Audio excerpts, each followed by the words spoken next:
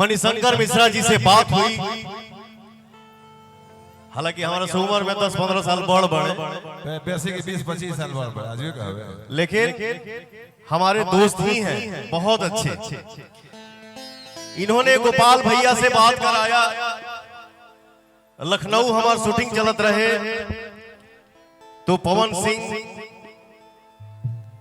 नहीं, पहले गोपाल राय जी, हमार बड़ भैया मणिशंकर मिश्रा जी और पवन सिंह, तीनों भाइयों की जब मुलाकात हुई तो भैया ने एक ही बात हमसे बोला कि भाई रे तोरा आवे के बाद हम कहने भैया रुका, कोशिश करब, टाइम लेके हो। इसके बाद जब बड़े भाई ने ये बोला कि भाई तोरा वही के परी कहे कि एह महोत्सव में हमार जौन गरीब घर के माई बहिन बाड़ी से ओकनी खातिर कुछ शुभ कार्य सोचल गइल बा कि हमरे बेटिन के, हमरे बहिनन के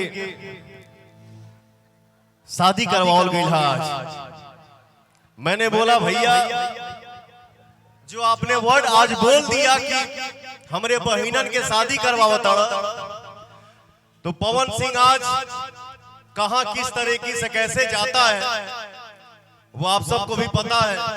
लेकिन मैंने बोला भैया कितना भी बिजी शेड्यूल क्यों ना हो, किसी का भी काम छूट जाए, लेकिन हमरे बहिनन के शादी होता पवनवा हो जा ना पहुंची, ऐसा हो नहीं सकता। और पवन सिंह यहाँ पैसा लेके नहीं आएगा, अपने बहिनन के शादी में मदद भी करेगा।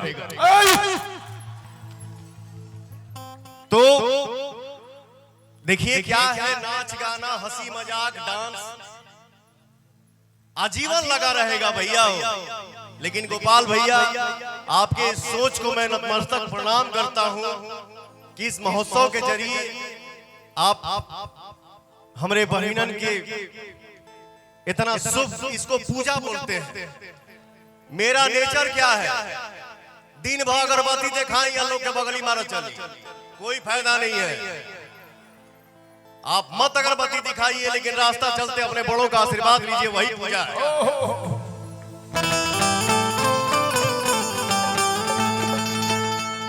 तो एक बार मैं चाहूंगा, ये महोत्सव बहुत साल से हो रहा है, लेकिन आज भी इतना एनर्जी जो मैं देख रहा हूं, मैं भी बहुत थका हुआ हूं, सोए हुए 1 हफ्ता हो गया, बट आप लोगों को देखता हूं तो एक बार चिराई कपड़ा बड़ा कुल फाट फूट।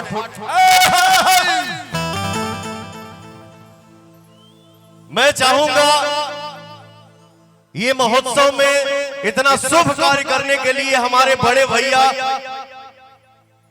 सुपरस्टार, इनके लिए बहुत कम होगा।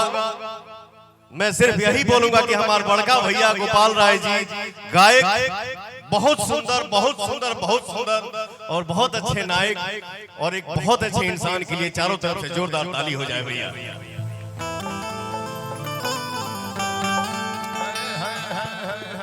और ये कभी कभी मौका मिलता है, इहो सबसे बड़ काम बा। कौनों के फुर्सत नहीं के, कौनों के खाहू का टाइम नहीं के, इतना बिजी बड़े। तो इतने बिजी शेड्यूल में हर कलाकार को एक मंच पे इकट्ठा कर देना भैया, इसके लिए थैंक यू सो मच आपको। मेरा छोटा भाई मेरा राजा है, भोजपुरी का राजा है। मुझे लगता है कि उम्र उसका कम है, बट सीनियरिटी में पवन सिंह के बाद मेरे भोजपुरी इंडस्ट्री का राजा मेरा छोटा भाई कल्लू ही है।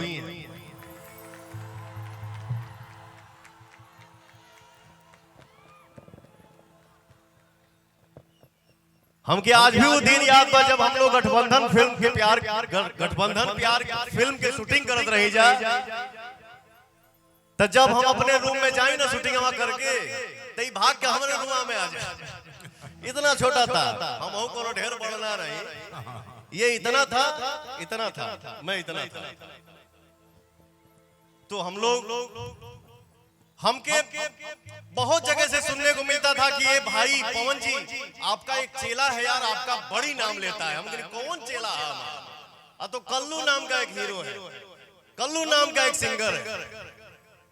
मैं बोला यार ये इंसान का संस्कार कितना बड़ा है, न कभी मिला है न कभी हारमोनियम के सामने बैठा है, फिर भी पवन सिंह को अपना गुरु मानता है। लव यू बेटा, थैंक यू सो मच।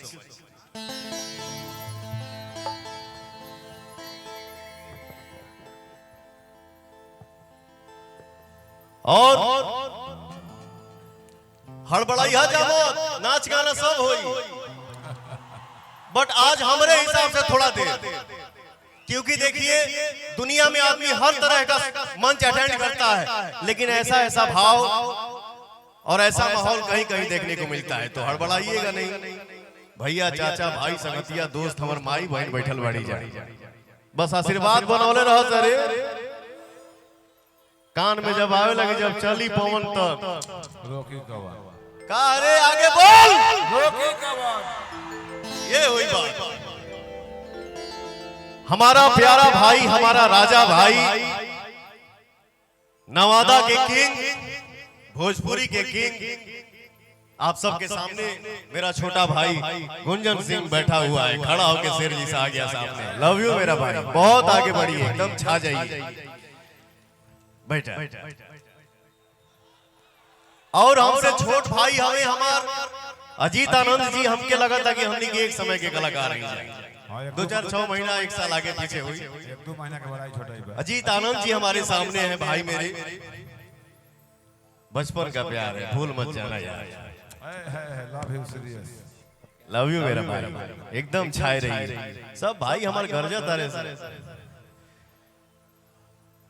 और यही होता है इंसान के जीवन में, संघर्ष ही जीवन होता है। अरे रुक रुक भाई, रुक रुक। अच्छा एक बात बताओ, एजा सब हमार भाई इकट्ठा भइल बड़ा सा, एगो के नाम लेबे, एगो के नाम ना ले तो करिए न धीरे, रुक जो 5 मिनट। हर इंसान के लिए ये मेहनत मायने रखता है भैया। 2020 के कोरोना काल में एक लड़की, अनजान लड़की को मैंने बुलाया गाना गाने के लिए, जो पुदीना गाना है उसको आप लोगों ने YouTube के दुनिया में 3 बिलियन प्लस कर दिया है। ये भोजपुरी इतिहास का सबसे बड़ा आप लोगों ने गाना बना दिया, सबसे सस्ता गाना। पवन सिंह आपका लुंगी पे है, गंजी पे है। 4 लाइन गाने में 4 घंटा लगा था, मैं इरिटेट हो गया यार, नहीं हो पाएगा, इससे हटाओ, बुलाओ दूसरे को। लेकिन भैया वैसे समय को देखते हुए एक लड़की जिसका नाम है अनुपमा यादव, उस लड़की ने गाना गाया और आप लोगों ने रिजल्ट दिया, और उसके बाद जो ये लड़की मेहनत की और आप लोगों ने अपने दिल में जगह दिया, आज स्टेज की किंग कलाकार के नाम से जानी जाती है। थैंक यू सो मच, बहुत आगे बढ़ी है, ऐसे ही छाए रही। बैठिए।